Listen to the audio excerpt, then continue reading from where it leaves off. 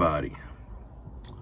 A damned old Wednesday morning, and we driving Jangalang because the blue Jeep still ain't, or the black Jeep still ain't got a lift kit on it, but yeah, looky in there.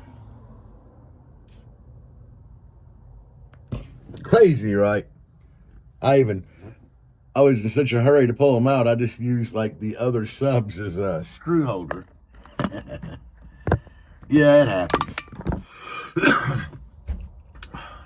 I told y'all I'm putting dual 2s in here. Well, the bad thing is G2 don't make a 15 in a dual 2. They make an 18 in a dual 2 only. 15s only come in dual 4. 12s are dual 4. And with the dual 4s, you know, with strapping the amps, each amp is at 0.33 final load. That's too low. So at dual 2s, I'll be final load on each amp 0.67. Now, it's all good, but because I already have 4 that are dual 2. It's just Corey Dean makes the drop-in for it, and it's upgraded. We called it a team sub. So I have 4 of those. That's the first subs Paul ever sent me. And I really like these because they didn't require like a 2-month break-in. Corey Dean makes some good stuff, but his spiders are just so stiff. And I know guys are like, you don't need to break in a sub. That's bullcrap. You know, some you might not. It depends on spider, soft parts. But the Corey Dean, the Blue Gang spider, you definitely need to break them in. It's like when I put them first 4 subs in here, this thing would barely hair trick.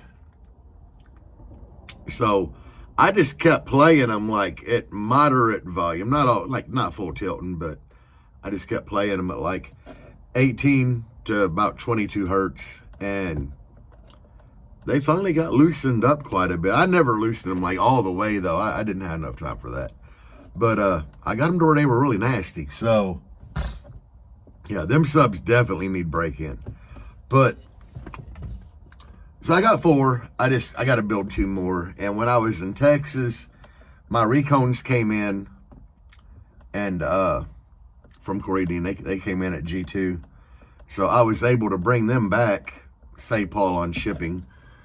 And what's really cool is 2 of the subs in here, Kyle Hart wanted them. And, you know, he's in Oklahoma, but he was meeting us in Texas. So that worked out really well because it saved me a lot of money on shipping. Because I sold them to him, and I didn't have to ship them. And I took him 2 of the Recones I had for the regular OEM Genesis. So that worked out really well all the way around because I got my Recones. So I still have to pull these 4 out, and then I got to build 2 subs, and which I have 1 motor and basket at home. So that means I only have to rip 1 of these OEMs apart, which it's kind of a shame to be ripping apart a good sub. But you got to do what you got to do, guys. But these subs have been great. Look what I got this morning. Oh, yeah.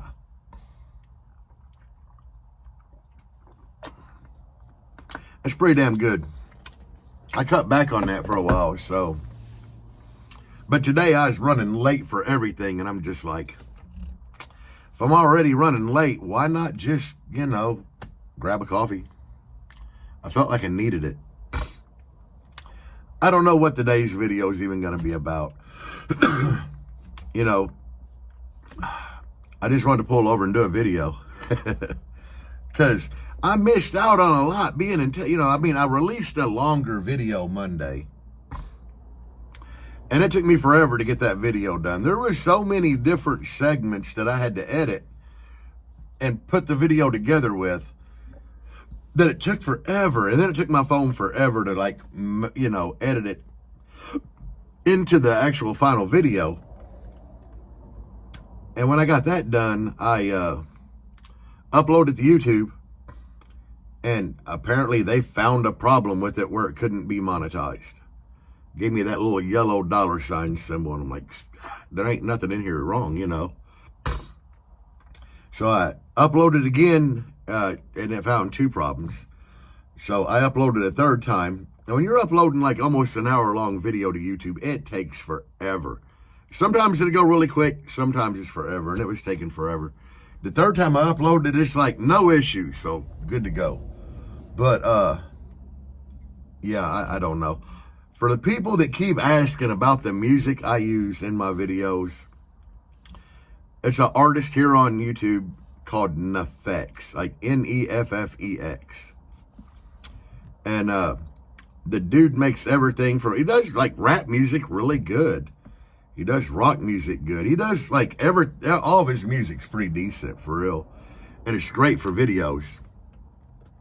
And the dude's pretty smart because he, all the music that he puts on YouTube is labeled as copyright free. And that's probably a pretty good move on his part, because with it being copyright free, he gets so many views. Like so many people view it and listen to it. But it's like that song Go I use on here, that, you know, and Big D Wiz started using that one. That's an effect. So he does a lot of good music. But I have a lot of people like asking in the video all the time, like, who did this song? It's definitely Neffex. If I have a song in a video that isn't like the pitch slowed, it's definitely Neffex. But we'll just kind of do a quick recap of our trip. How it all started is Peyton hit me up and asked if I wanted to go to Texas and meet Paul.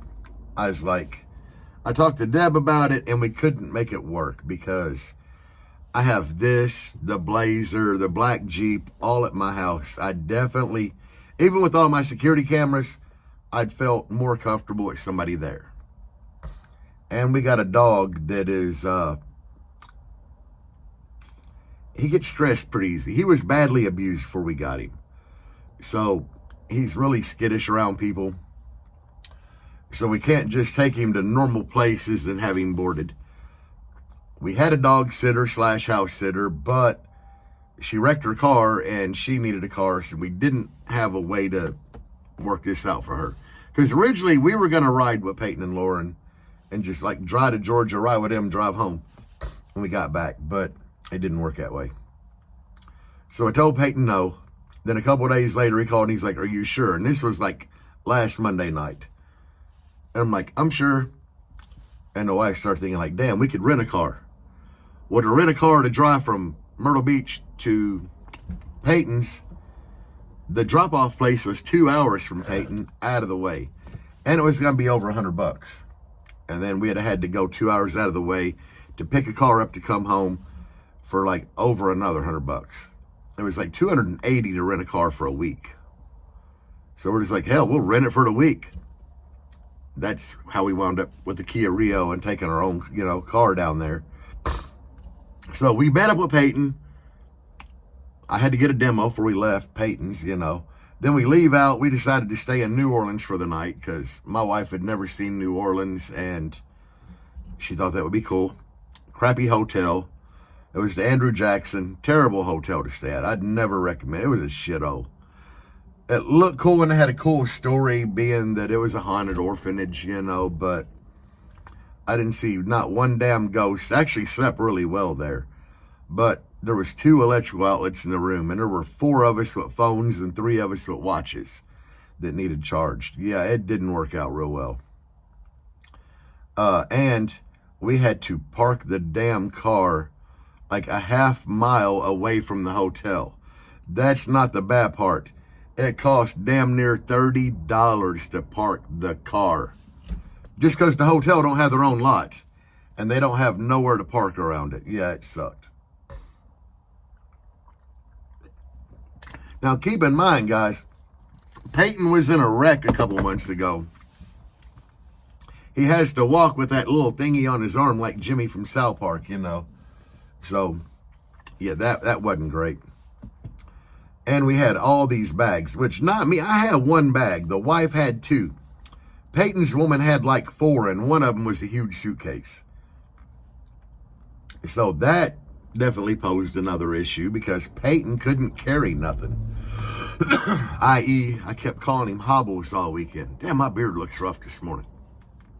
But anyway, we get up the next morning. We had to walk back to the car, leave, and there's homeless people down there we had to park at. You know, you seen in the video that it was by the Mississippi River. Yeah, homeless people everywhere. Anyway, we left there, got to Texas, surprised Paul, which was cool. Then while I'm going down there, like while we're on the way there, Billy called me. He's like, why ain't you at work today? And I'm like, dude, I'm headed to Texas. And he's like, what are you going to Texas for? I'm like, meet Paul. He's like, you left without me. Like, I didn't think you'd want to go. He's like, calling work now, taking some vacation days. I'll call you back and let you know when my plane leaves. So that worked out really good because he showed up Friday morning. Got demos down there Saturday. All in all, it was a good trip. And, you know, there was a lot of people came out that I knew from Facebook or whatever. And a lot of the team members from G2 come out to give us demos. Got to give a big shout out to Mason Vincent just because the alternators on his van are dead and they're not charging. And he still come out with a generator and battery charger for a C-Max. And he would charge his C-Max up, give demos, charge the C-Max up, and get demos. I mean, that's just dedication right there, you know. It was demos off the battery, but who cares? I mean, he still did it, you know. I got to meet Mr. 15 Hertz, Chris Kyle, which, you know, he designs a lot of enclosures, and he is, the people that don't like tar amps, he's their biggest enemy. Because all these people will be posting in these groups like, tar amps don't play lows, and his nickname is Mr. 15 Hertz. So that was awesome. I mean, just because he did a 60 at like 15 Hertz with tar amps. But I'd been wanting to meet him. Apparently he said he was a fan of me and Peyton. And we were fans of him. That worked out really good, you know. Just all the people we met down there. Madrid, Jesus Madrid from Dead Game Audio. That dude will blow your mind if you sit down and talk to him. Now, there's some people in the comments that apparently know Madrid, and they have heard him talk about subwoofers, but you can learn so much from that guy. And, you know, that's why I wanted to do, it was a pretty long clip I did with him explaining like BL and motors on subwoofers. And he has so much knowledge that God, it makes me want to run Dead Game subs in the future, you know, which I probably will. I mean, yes, I'm team G2, but G2 is the biggest distributor of Dead Game, so I can still run Dead Game, but it's just, God, the dude has so much knowledge, you know. Me and Billy were just kind of both standing there listening to the dude talk like, just because he's so knowledgeable, and he explains like, I know some of the TS parameters, but not everyone. And there's too many of them, like, you'd have to do homework. Like, it would be a semester-long college course where you just study one TS parameter for a week, memorize it, and then move on. That's kind of how long it would take to memorize all these. And, God, the way he was explaining everything, it put it in, like, really simple terms to where you're like, oh, hell. But anyway, moving on from that, it was great meeting him. Great dude. You know, and then I met the TikTokers like Kyle Hart. He's crazy trucker, you know. I had been talking to this dude on TikTok. He would get in my lives, and, you know, we kind of became friends there, and then on Facebook, and then he got on Team G2 because Kyle's a competitor, you know. Like, he was competing in No Wall and, like, world records and everything. He kind of got famous on TikTok because he had a No Wall Suburban. And this fool was driving down the street and filmed himself going to work one morning with his windows up, bass beating, driving down the road, and he was hair tricking. His hair was blowing up. And it's just like, damn. But Chalk Wagon, you know, if y'all had TikTok, most people have seen the Chalk Wagon. It was great meeting these guys because, you know, when you talk to people on social media or kind of become friends on there, and you haven't met in person, it's kind of weird. And then when you do meet in person, you're like, cool. You know, that dude's cooler in person than what I thought he was going to be. And that was the way with most of the people I met this weekend, you know. With Chevy, I've met Chevy before the show, so it was great seeing Chevy again. But LeKirby, you know, we've talked about LeKirby. He's got like 40 Facebook profiles. Me and Kirby were excited to meet each other, you know. And he didn't know I was coming because we didn't tell nobody. He thought he was just meeting Peyton. And when he saw me, he was like, oh, like smiling and shit, you know. Great time with LeKirby, man. I thought me and him really hit it off. Later that day, he took one of the pictures of me and him together and drew a dick on my beard and made it his profile picture. Just like, damn. Like, what'd I do wrong to LeKirby? The next day, he did the same thing to Peyton. He drew a dick, like, going up to Peyton's face. And after talking to some people, we're like, that means LeKirby actually likes you. So, anyway, it was great. Had some good times. I had a lot of people like on the video asked if I was still in Texas, but apparently they didn't watch the whole video. I just didn't want to tell anybody I was in Texas or going to Texas because we were surprising Paul. And the DS18 tweeters that I said I had to give away, they had been already claimed. They got claimed the night the video went out. Actually, the guy had already paid me money, part of the money for shipping on them, or all the money, depending upon what it costs ship them. I haven't done it yet.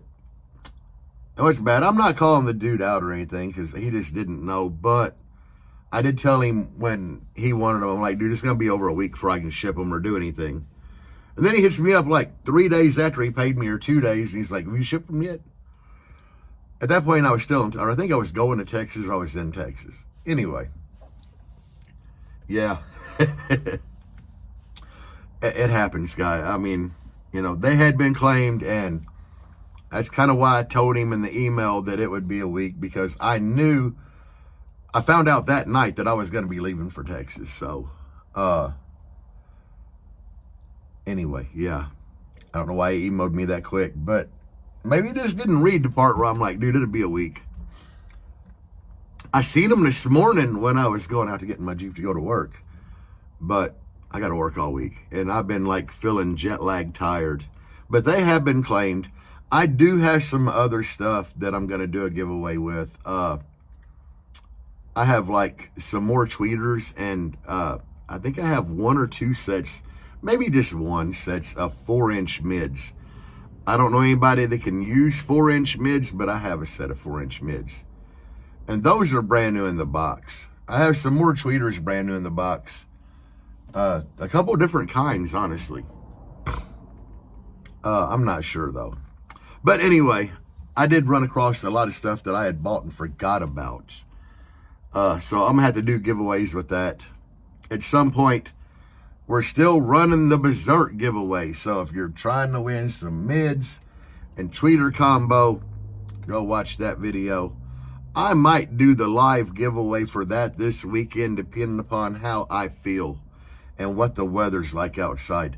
But I will go live on here and do that giveaway. And what's cool about doing a live on YouTube is it will save the video into my playlist, so you can go back and watch it later. But anyway, guys, I didn't have shit to talk about today. I literally just wanted to get on here and talk, you know, if nothing else, but and show y'all that we're down a couple subs in here, which they all got to come out anyway, so no big deal. I got to try to get them ports back there apart. You can't even see them for the subs, but I got to try to get them apart to move my speaker terminals out the side versus the back because they're too close to the amps. Anyway, guys, peace out, and as always, bass on.